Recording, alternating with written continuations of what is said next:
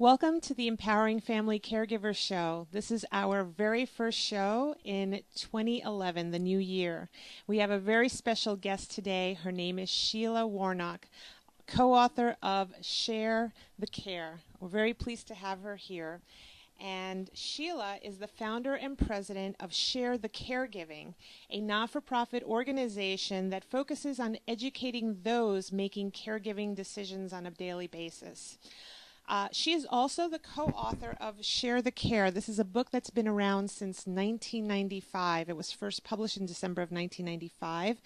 And it is all about a step-by-step model for creating a nurturing group of supportive partners in the caring process. Her life experiences as a 3-time primary caregiver, co-author, and lecturer have helped her develop and teach this very unique and collaborative approach to caregiving. Welcome, Sheila. Thank you for being with us today. Thank you. I'm delighted to be here. It's an honor.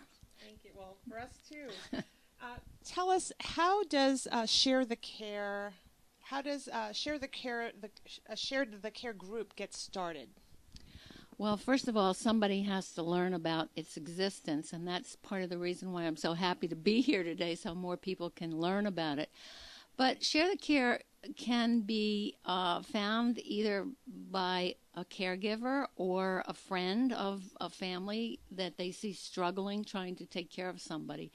And the idea is that a Share the Care group is not started by the care recipient or the caregiver, but by two of their friends or neighbors who, when someone's ill, people are always saying, what can I do to help? What can I do to help? But nobody seems to know the answer. Well, this is a good way for somebody to help. The very beginning of Share the Care is written to these two people that will work with a family and the care recipient to figure out who to invite to a meeting, which is very important, to organize the group. And then they also will work with the family to figure out what they need. And the other interesting thing about Share the Care is it's not just meant to take care of one person, but it's about taking care of the entire family. And indeed, everyone involved in a Share the Care group becomes like a family, especially if someone has no family nearby. That's where their friends and neighbors step in. But there is a step-by-step plan on what to do, how to prepare for the meeting, how to understand the Share the Care systems and forms, because these two people will introduce them to the group. And the good part is the meeting is scripted. They don't have to make up anything.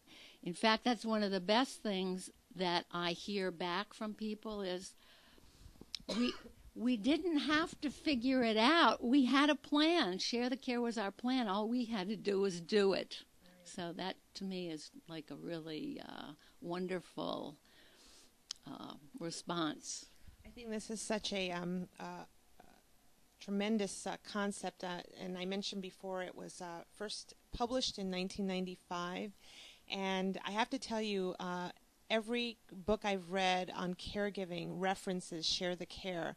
And so I think that it's so relevant today because there's so many caregivers who are in the phenomena of caregiving as our aging population increases ever so suddenly. And it's as relevant today as it was back in 1995. Can you tell us the story of how it all began? Well, actually, it all began when a friend of ours was diagnosed with cancer. She had cancer of the parotid gland, and she was a divorced mom with 2 young teenagers. So she didn't have a husband there to support her.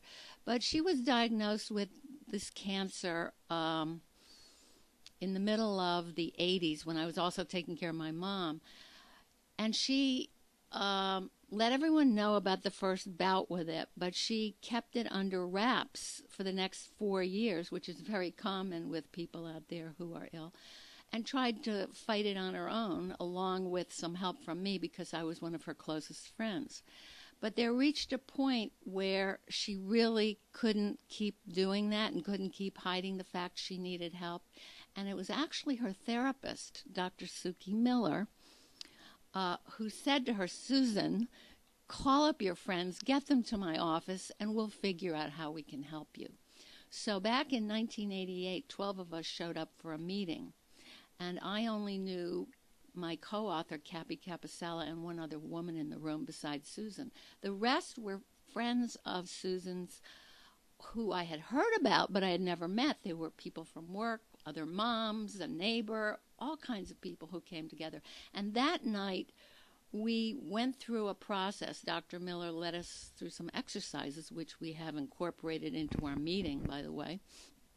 And we talked things through. So during the meeting, everyone was able to understand what was going on with Susan at the same time. So it wasn't hearsay or rumor because she told everyone. Then we moved on to, well, what are we going to do? And we decided that night to work in teams of 2 people every week, and we would go to Susan, find out what she needed, and then we would go to the rest of the people and get the jobs filled. Now that took away a huge burden from Susan because she didn't have to ask for help anymore. We went to her, and that became the basis for our rotating captain system. And that system makes it possible for groups to go on and on and on for years at a time without somebody burning out. That's wonderful. You know, so often, well, in this case, the patient isolated, but then the group came about. And then in many cases, the caregiver tends to isolate. But it sounds to me like this system really relieves them of the burden of asking for help. Yes, but you know something very interesting? It is usually the caregiver or the care recipient who are most resistant to allowing people to help. And that is one of the things that I am so passionate about. If you allow your friends to help you, you are giving them a great gift because they gain so much from the experience of working with you and helping you. And then they also become better prepared to be a caregiver in the future when something happens with their family. And that's very important because we're going to need all the caregivers we can get. Right. We all eventually become caregivers whether we know it or not, right? Also, if you've never been a caregiver, it's so much easier to learn how to be one in the company of other people, many of whom might have been caregivers in the past. So if you're frightened about doing something, you can bring along, somebody else from the group to work with you. In the book Share the Care, which I'm going to share here, and it's available on Amazon.com as well as on your website, which is... We have links to Barnes & Noble and Amazon, and it's also an ebook now. Yes, and your website address? www.sharethecare.org. And we also have it on the eCare Diary website as well. In your book, you talk about the critical importance of the meeting. Can you tell us about that? Well, we have the book is written not just to organize, but to also maintain a group over time, and deals with a lot of emotional issues and when you're going to need a second meeting, because no matter how good you are, things change and you have to regroup for various reasons, either because the person you're caring for is getting better or dying or something's different.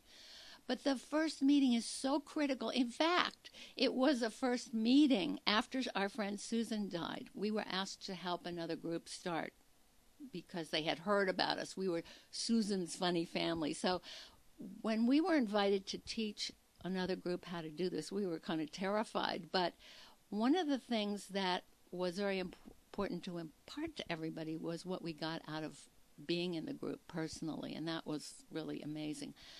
But we organized. We had our forms, we had our systems, we had name tags, we had the exercises prepared. We were buttoned up. We were ready to go.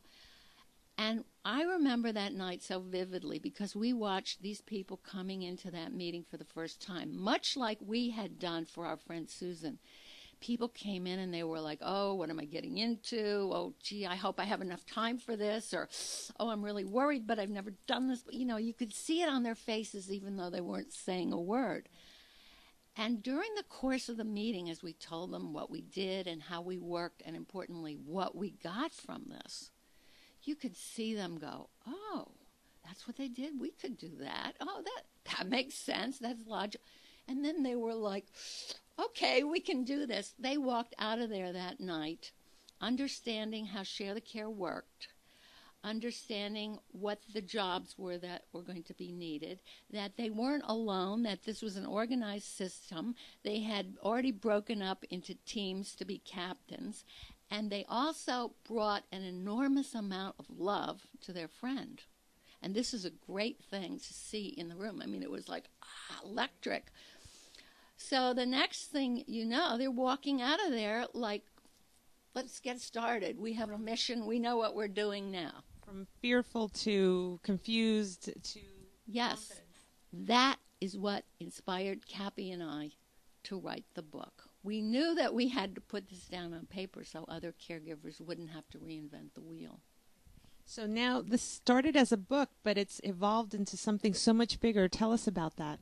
Well, I'm very excited about it because over the years, I have been working on reaching caregivers, and caregivers are so hard to reach because they're home doing the caregiving, and they're so busy and so, overwhelmed. I know because I took care of my mother all by myself, so I've been there and done it. But we felt that the best way to reach the most caregivers would be through the health professionals and the clergy that they see on an ongoing basis. So I've created, working with everyone, we have trainings for health professionals and clergy that I have been doing all over the country and even up in Canada.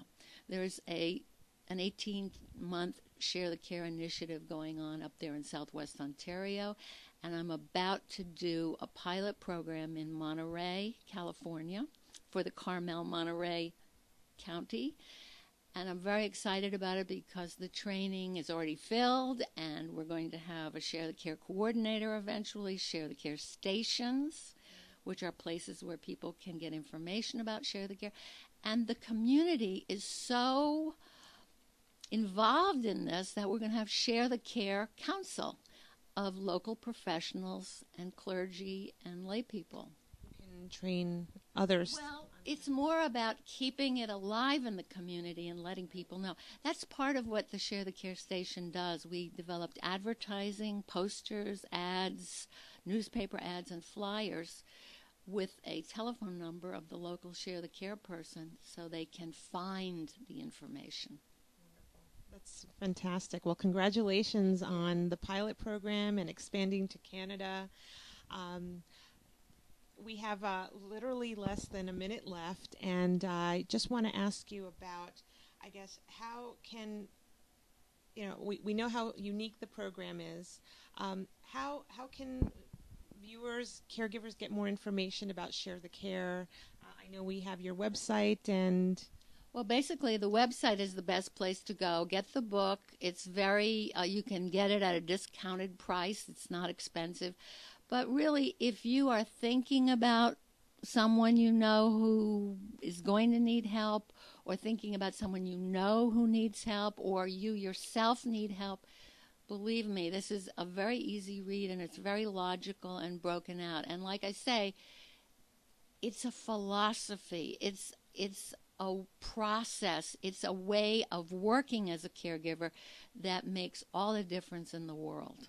And I think importantly to the caregiver is it's very important not to bear that burden, because the stress of that burden on yourself has unfortunate consequences. And we've seen what the stresses of caregiving can do physically to many caregivers. Many caregivers don't even outlive the people they're caring for. If you're not doing well, how can you possibly take care of anybody else? You must take care of yourself. It's like put on your oxygen mask first. Well, Sheila, thank you for being with us today and for being our very first guest of 2011. Sheila is the co-author of Share the Care, the book, and you can find more information on sharethecare.org. Thank you.